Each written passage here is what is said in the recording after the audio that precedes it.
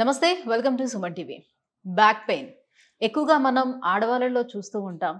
Pregnancy టైంలో కావచ్చు, pregnancy అయిపోయిన తర్వాత, అలాగే సి సెక్షన్ అయిపోయిన తర్వాత చాలా విపరీతమైనటువంటి బ్యాక్ పెయిన్‌ని కంప్లెయింట్ చేస్తుంటారు. అలాగే మగవారిలో చూసుకున్నట్లయితే ఎక్కువసేపు డ్రైవింగ్ చేయడం వల్ల కావచ్చు, లేకపోతే ఎక్కువసేపు కూర్చొని డెస్క్ జాబులు చేస్తున్న వాళ్ళలోని ఎక్కువగా ఈ బ్యాక్ పెయిన్ కంప్లెయింట్ చెప్తూ ఉంటారు. అయితే ఏ సర్జరీ చేయించుకోవడానికైనా వెనకడుగు వేయరేమో గానీ, స్పైన్ సర్జరీకి వెళ్ళాలి అని అంటే మాత్రం ఒకంత ఆలోచన అయితే చేస్తూ ఉంటారు. ఎందుకంటే తర్వాత సర్జరీ తర్వాత నార్మల్ లైఫ్ మనం లీడ్ చేయగలుగుతామా లేదా? ఎందుకు అనవసరమైన రిస్క్ ఇది అని అనే ఉద్దేశంతోటి చాలామంది అవాయిడ్ చేస్తూ ఉంటారు. ఆ బ్యాక్ పెయిన్‌ని భరిస్తూ ఎన్నో పెయిన్ కిల్లర్స్ వేస్తూ మళ్ళీ ఇంకొక ఆర్గాన్‌ని దెబ్బయ్యే విధంగా చేసుకుంటూ ఉంటారు. నిజానికి ఇవన్నీ అవసరం లేకుండా బ్యాక్ పెయిన్‌ని తగ్గించే అవకాశం ఎంత వరకు ఉంది పీఆర్పీ ట్రీట్‌మెంట్ తోటి? ఈ విషయాలపై అవగాహన కల్పించేందుకే మనతో పాటు ఉన్నారు డాక్టర్ సుధీర్ దారా గారు, ఈపియాన్ పెయిన్ మేనేజ్మెంట్ జూబ్లీ హిల్స్ నుంచి. Hello sir. హాయ్ అండి. ఇప్పుడు జిమ్‌కెళ్ళే వాళ్ళు హెవీ వెయిట్స్ ఎత్తేటప్పుడు కానివ్వండి, లేదనంటే ఈ బైక్స్ మీద వెళ్ళేటప్పుడు ఈ గుంతల్లో పడి గానివ్వండి, చాలామంది బ్యాక్ పెయిన్ కంప్లెయింట్ చేస్తూ ఉంటే మీకు డిస్క్ ప్రొలాప్స్ అయింది. ప్రొలాప్స్ అయిన డిస్క్‌కైతే ఖచ్చితంగా వేరే ఏ ట్రీట్మెంట్ పనిచేయదు. మనం సర్జరీ చేయాల్సిందే దానికి అని చెప్తూ ఉంటారు. సర్జరీ అవసరం లేకుండా ఇప్పుడు మీరు చెప్పినట్టుగా పీఆర్పీ తోటి అది క్యూర్ అవ్వటానికి ఎంతవరకు ఛాన్స్ ఉంటుంది సార్? ఇప్పుడు ముఖ్యంగా మనం మాట్లాడుకునేది ఏంటంటే, మీరు ఏ క్వశ్చన్ అడిగారు నాకు అర్థమైంది. యంగ్స్టర్స్ కెరియర్ బిల్డింగ్ స్టేజ్లో ఉంటారు. అందరూ కూడా 30-35 ఇయర్స్ దాకా ఫ్యామిలీ అయిపోద్ది, పిల్లలు పుట్టేస్తారు. సో వైఫ్ జాబ్లో ఉంటుంది, హస్బెండ్ జాబ్లో ఉంటారు. ఎక్కువ జాబ్ చేస్తే ఎక్కువ డబ్బులు వస్తాయి, ఎక్కువ డ్యూటీస్ చేస్తే బాగుంటుంది, ఎక్కువ ట్రావెల్ చేస్తే ఉంటుంది, లేదు ఎక్కువ అవర్స్ అబ్నార్మల్గా కూర్చొని అబ్నార్మల్గా ట్రావెల్ చేస్తూ అబ్నార్మల్ ఎక్సర్సైజెస్ చేసుకుంటూ ఇవి చేయడం వల్ల చాలామందికి బ్యాక్ పెయిన్. అంటే మీకు బ్యాక్ పెయిన్ ప్రివలెన్స్ 30-50 ఇయర్స్ మధ్యలో, 30 ఏళ్ళ నుంచి 50 ఏళ్ళ మధ్యలో 100 మందిలో 30-35 మందికి బ్యాక్ పెయిన్ ఉంటుంది. అంటే ఎటువంటి బ్యాక్ పెయిన్, ఏదో నార్మల్ మైల్డ్ పెయిన్ కాదు. ఈ బ్యాక్ పెయిన్ తోటి మంత్లో 1-2 రోజులన్నా కూడాను ఆఫీస్కి వెళ్ళకుండా రెస్ట్ తీసుకునే వాళ్ళు కూడా ఉన్నారు. అంత సివియర్ ప్రాబ్లం. అంటే ప్రొడక్టివిటీ ఎంత తగ్గిపోతుంది. 2 days ఒక మనిషి జాబ్కి వెళ్ళకపోతే అతని జాబులో శాలరీ కట్ అవుతుంది, ప్లస్ ఆల్సో ఆ కంపెనీకి కూడా లాస్. దీని అంతటికి కారణం ఏంటంటే మన అలవాట్లు. అంటే మనము ఓవర్గా వర్క్ చేయడం, అబ్నార్మల్గా వర్క్ చేయడం, అబ్నార్మల్ యాక్టివిటీస్ వల్ల. దీనివల్ల ఏమవుతుందంటే, మీరు ఇంతకుముందు అన్నట్టు డిస్క్ ప్రొలాప్స్ అవ్వచ్చు. కానీ డిస్క్ ప్రొలాప్స్ కంటే ఈ ఏజ్లో ఇంకా చాలా కారణాలు ఉన్నాయి. ఇప్పుడు ఇదంతా స్పైన్, ఇది ఓకే. ఇట్లాగా ఒక మల్టిపుల్ బోన్స్ ఉంటాయి. ఈ బోన్స్ అన్నీ కలిపి స్పైనల్ కార్డ్ చుట్టూ ఉంటాయి. స్పైనల్ కార్డ్ని అవి ప్రొటెక్ట్ చేస్తూ ఉంటాయి. దీని వెనకాల, అంటే బ్యాక్ పెయిన్ అంటే ఈ ఏరియాలో చాలా ఒక 5-6 కామనెస్ట్ రీజన్స్ ఉన్నాయి. ఒకటి మీరు చెప్పినట్టు, ఈ డిస్క్ బయటకు వచ్చి ఈ నరాన్ని ఒత్తితే disc prolapse with nerve compression అంటారు. దాన్ని ప్రొలాప్స్ ఇంటర్వర్టిబుల్ డిస్క్ అంటాం. తర్వాత ఈ బోన్కి మధ్యలో చిన్న జాయింట్స్ ఉంటాయి, దాన్ని ఫెసెట్ జాయింట్స్ అంటాం. ఆ జాయింట్ అరిగిపోయిన నొప్పి వస్తుంది. ఈ బోన్కి మధ్యలో లిగమెంట్స్ ఉంటాయి.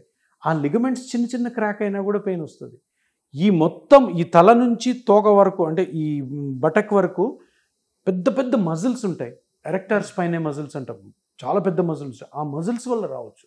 అంటే ఒక స్పైన్లో, అంటే లో బ్యాక్ పెయిన్ కానీ, నెక్ పెయిన్ కానీ, డార్సల్ పెయిన్ కానీ, మిడ్ బ్యాక్ పెయిన్ అంటాం. అక్కడ నొప్పి వచ్చిందంటే కొన్ని 100 కారణాలు ఉంటాయి. కానీ చాలా మటుకు ఈ బ్యాక్ పెయిన్ ఎక్కువ భరిస్తూ కొన్ని రాంగ్గా ట్రీట్మెంట్స్కి కొంతమంది వెళ్తుంటారు, పెద్ద ఆపరేషన్స్కి.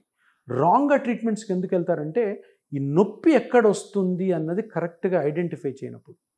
అది డిస్క్ వల్ల వస్తుందా, డిస్క్ బయటకు వచ్చి నరముని కంప్రెస్ చేస్తుంటే నర్వ్ వల్ల వస్తుందా, లేదు ఫ్యాసెట్ జాయింట్స్ వల్ల వస్తుందా, లేదు లిగమెంట్స్ వల్ల వస్తుందా, లేదు ఎరెక్టార్ స్పైనే మజిల్స్ వల్ల వస్తుందా, ఇట్లాగా అది కరెక్ట్గా ఐడెంటిఫై చేయకపోకుండా దానికి కానీ ఏ ట్రీట్మెంటు రాంగ్గా తీసుకున్నా కూడాను లైఫ్ లాంగ్ కష్టపడాల్సి వస్తుంది, లైఫ్ లాంగ్ నరకం అయిపోతుంది లైఫ్. సో అందుకని తప్పకుండా బ్యాక్ పెయిన్ ఉన్నవాళ్ళు మనం కరెక్ట్ ట్రీట్మెంట్ తీసుకుంటున్నామా లేదా, పెద్ద మేజర్ సర్జరీకి వెళ్ళాలా, చిన్న ఇంజెక్షన్స్తోనే మనము దీన్ని క్లియర్ చేసుకోవచ్చు. పెయిన్ మేనేజ్మెంట్లో, ఇపియాన్ పెయిన్ మేనేజ్మెంట్లో మేము చేసే ట్రీట్మెంట్ ఏంటంటే, ఫస్ట్ ఆఫ్ ఆల్ స్పైన్లో ఏ స్ట్రక్చర్ డ్యామేజ్ అవ్వడం వల్ల పెయిన్ వస్తుంది, అది డిస్కా, నర్వా, జాయింటా, లిగమెంటా, మజిలా, ఇది కనుక్కొని ఆ ఏరియాలో ఏ పార్ట్ అయితే డ్యామేజ్ ఉందో దానికి ప్లాస్మా థెరపీ ఆర్ పీఆర్పీ చేయడం ద్వారా కంప్లీట్ రికవరీ అవుతుంది. అంటే ఇది బ్రాడ్గా అనమాట. కరెక్ట్గా ఐడెంటిఫై చేయాలా, చేసి ఒక్కొక్క మనిషికి ఎన్ని సిట్టింగ్స్ చేయాలి, ఒక సిట్టింగ్లో అవుతుందా, 2 సిట్టింగ్స్ అవుతుందా, ప్లస్ ఆయన ఉద్యోగం ఏంటి, ఆయన వయసు ఏంటి, ఎట్లాంటి పని చేస్తున్నాడు. ఇంకా కొంతమంది ఏమంటే అన్డ్యూ ఎక్సర్సైజెస్ తోటి కొంతమంది జిమ్కి వెళ్తుంటారు. జిమ్కి వెళ్తూ వాళ్ళు ఏమనుకుంటారంటే, జిమ్ ట్రైనర్ చెప్పుంటాడు, సార్ మీకు బ్యాక్ పెయిన్ ఉంది కదా, నేను మంచి ఎక్సర్సైజ్ చేపిస్తాను, రండి నా దగ్గర చేసుకోండి. ఆ లోపల ఆ ప్రాబ్లం ఏది ఉందో అది 100 రెట్లు పెరిగిపోతుంది అది చేయడం వల్ల. ఎందుకంటే జిమ్ ట్రైనర్ ఎంబీబీఎస్ డాక్టర్ కాదు. సో అట్లా కూడా తప్పులు జరుగుతుంటాయి. కొంతమంది వాకింగ్ చేస్తే బ్యాక్ పెయిన్ పోతుంది అనుకుని వాకింగ్ చేస్తుంటారు. ఆల్రెడీ నీకు స్పైన్లో ప్రాబ్లం ఉంటే దాని మీద ఇంకా ప్రెషర్ పెడితే కనుక్కోవాలి. కనుక్కొని దాన్ని ట్రీట్ చేసుకొని దాని తర్వాత మళ్ళీ దాన్ని కరెక్షన్ చేసుకోవాలి. సో ఇట్లాగా బ్యాక్ పెయిన్లో అపోహలు, బ్యాక్ పెయిన్ వల్ల ఒక ట్రీట్మెంట్కి బదులు ఇంకో ట్రీట్మెంట్ చేసుకోవడం, దీనివల్ల చాలా చాలా డీప్ డిస్ట్రెస్లోకి, డీప్ ట్రబుల్లోకి వెళ్ళేవాళ్ళు కొన్ని వేల మంది ఉన్నారు. అందుకని కరెక్ట్ డాక్టర్ని చూసుకోవాలి. చిన్న చిన్న injections like PRP, plasma therapy, చిన్న చిన్న ఎక్సర్సైజెస్, చిన్న చిన్న nerve blocks, radio frequency ablation అని ఇంకోటి ఉంది. అది నర్వ్ ఇన్ఫ్లమేషన్ అయినప్పుడు నర్వ్ నుంచి పెయిన్ వస్తుంటే ఆ నర్వ్కి పల్స్ రేడియో ఫ్రీక్వెన్సీ అని ఒకటి చేస్తాం. చిన్న రేడియో ఫ్రీక్వెన్సీ వేవ్స్ ఆ నర్వ్ మీద పంపిస్తాం. దాంతో కూడాను ఎటువంటి సర్జరీ లేకుండా హ్యాపీగా 100% రికవరీ ఉంటుంది. ఓకే. సో పిఆర్పి ట్రీట్మెంట్ తీసుకున్న తర్వాత సరే ఎన్ని ఇయర్స్ వరకు వాళ్ళు బాగానే ఉంటుంది? సో మళ్ళీ మళ్ళీ తీసుకోవాల్సిన అవసరం పడుతుందా? ఎట్లా ఉంటుంది ఇది? ఇప్పుడు అందరూ గుర్తుపెట్టుకోవాల్సింది ఏంటంటే, ఇది చాలా అంటే ఎడ్యుకేటింగ్ ఇన్ఫర్మేషన్ చెప్తున్నాను. ఈ నడుము నొప్పులు, మోకాలు నొప్పులు, షోల్డర్ పెయిన్స్, ఇతరత్ర ఏ జాయింట్ పెయిన్ అన్నా కానీ ఇవి డిసీజెస్ కాదు కాబట్టి దీనికి క్యూర్ ఉండదు. జబ్బు ఉంటే క్యూరు, జబ్బే కాదు, దీన్ని మేనేజ్ చేసుకోవాలి. తప్పకుండా ఈ ట్రీట్మెంట్స్ అయిన తర్వాత, ఈ సింపుల్ ట్రీట్మెంట్స్ మీరు అన్నట్టు పిఆర్పి కానీ ప్లాస్మా థెరపీ తర్వాత మెయింటెనెన్స్ అన్నది చాలా ఇంపార్టెంట్. ప్రతిదానికి మెయింటెనెన్స్ అవసరం కదా. మన ఫేషియల్ బ్యూటీ కన్నా మెయింటెనెన్స్, బాడీ కన్నా మెయింటెనెన్స్, మన హెల్త్కి మెయింటెనెన్స్, డయాబెటీస్కి మెయింటెనెన్స్, షుగర్కి, అన్నిటికీ, హైపర్ టెన్షన్ కూడా మెయింటెనెన్సే. సో మెయింటెనెన్స్ లేని ట్రీట్మెంట్ ఏది కూడా సక్సెస్ కాదు. చిన్న చిన్న మెయింటెనెన్స్ అంటే చిన్న చిన్న ఎక్సర్సైజ్లు, ఏ పని చేయాలి, ఏ పని చేయకూడదు, ఏది ఎంత చేయాలి, ఏది ఎంత చేయకూడదు, ఇవన్నీ కూడా ఫాలో అయినప్పుడు ఇది లాంగ్ లాస్టింగ్గా ఉంటుంది. ఆ ఎడ్యుకేషన్ని మేము ఇపియాన్లో ప్రతి పేషెంట్కి కూడా చెప్తాం.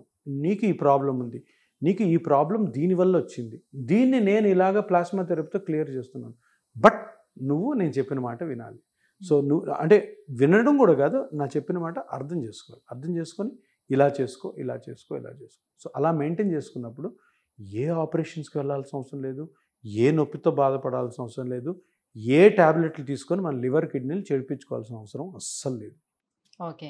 సో నడుము నొప్పితో బాధపడుతూ మీ దగ్గరకు వచ్చే వాళ్ళకి ఫస్ట్ ఆఫ్ ఆల్ ఎటువంటి టెస్టులు చేయిస్తారు? సో డయాగ్నోసిస్ ఏం జరుగుతూ ఉంటుంది? తర్వాత ట్రీట్మెంట్ ప్రొసీజర్ ఏం చేస్తారు? ఫస్ట్ ఆఫ్ ఆల్ మనం ఇంతకుముందు మాట్లాడుకున్నాం కదా, జిమ్, ట్రెక్కింగ్లు, సైక్లింగ్లు, స్విమ్మింగ్లు, అన్నెసరీ వాకింగ్, అన్నెసరీ జాగింగ్, ఇవన్నీ కూడాను ఎవరు ఏ వయస్సులో ఎంత చేయాలో అది తెలుసుకోవాలి సైంటిఫిక్గా. ఇష్టం వచ్చినట్టు మనము ఎవరో మన పక్కింటి వాళ్ళు చెప్పారు, మన ఫ్రెండ్స్ చెప్పారని చెప్పి జిమ్కి వెళ్ళడం, వాడెవరు వికారాబాద్కి వెళ్ళి కొండలు ఎక్కుతుంటారు ట్రెక్కింగ్ అని, ఇవన్నీ ఎవరు వెస్ట్రన్ కంట్రీస్లో చేసేవాళ్ళు మనం కాపీ కొడుతున్నాం. సైక్లింగ్, ఇవన్నీ చేయడం ద్వారా ఒకటేంటంటే మేమంతా బిజీ అయిపోతాం.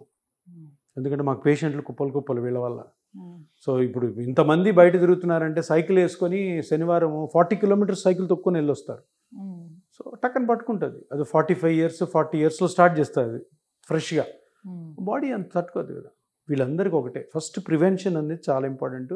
మీరు అందరు తెలుసుకోవాల్సింది ఏంటంటే, మీకు ఎక్సర్సైజ్ చేయాలని ఉంది, ఒక డాక్టర్ గారిని కలిసి సార్ నేను చేయాలనుంది, ఎంత ఎక్సర్సైజ్ చేయొచ్చు, జిమ్ ట్రైనర్స్ని వీళ్ళని అడగండి. ఎందుకంటే వాళ్ళు డాక్టర్స్ కాదు కాబట్టి వాళ్ళకి తెలిసి చెప్తారు. పాపం వాళ్ళు మీకేం చెడ్డ చేయాలని చెప్పారు, వద్దు, ఒక ఎంబీబీఎస్ డాక్టర్ను లేదంటే ఇటువంటి డీల్ చేసే వాళ్ళ డాక్టర్ని అడిగి తెలుసుకోండి.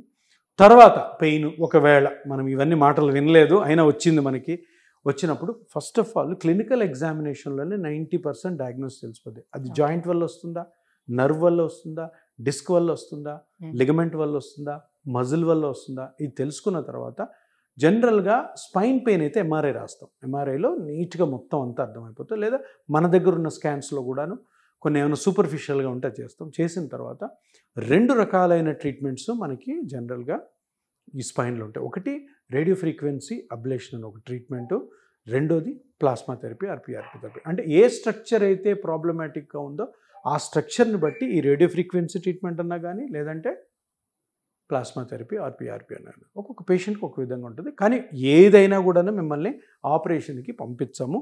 చిన్న ఇంజెక్షన్తోనే మంచి జాగ్రత్తలతో మళ్ళీ మళ్ళీ నొప్పి రాకుండా ఎక్సలెంట్ ట్రీట్మెంట్ చేసి పంపిస్తాం. ఇది ఇపియాన్లో ఉండే speciality. Thank you so much sir. So PRP ట్రీట్మెంట్తో నడుము నొప్పికి ఎలా చెక్ పెట్టచ్చు అనే విషయాన్ని తెలియజేసినందుకు thank you so much. So viewers చూస్తున్నారు కదా, సో నడుము నొప్పితో బాధపడుతూ ఉంటే ఇక పైన దానికి గుడ్ బై చెప్పేసేయండి విత్ పిఆర్పి ట్రీట్మెంట్తో. సో మీలో ఎవరైనా పిఆర్పి ట్రీట్మెంట్ తీసుకోవాలనుకుంటే కింద స్క్రోల్ అవుతున్నటువంటి నెంబర్కి కాల్ చేసి ఈపియాన్ పెయిన్ మేనేజ్మెంట్ని కన్సల్ట్ అయ్యి అపాయింట్మెంట్ తీసుకోండి. Thank you so much.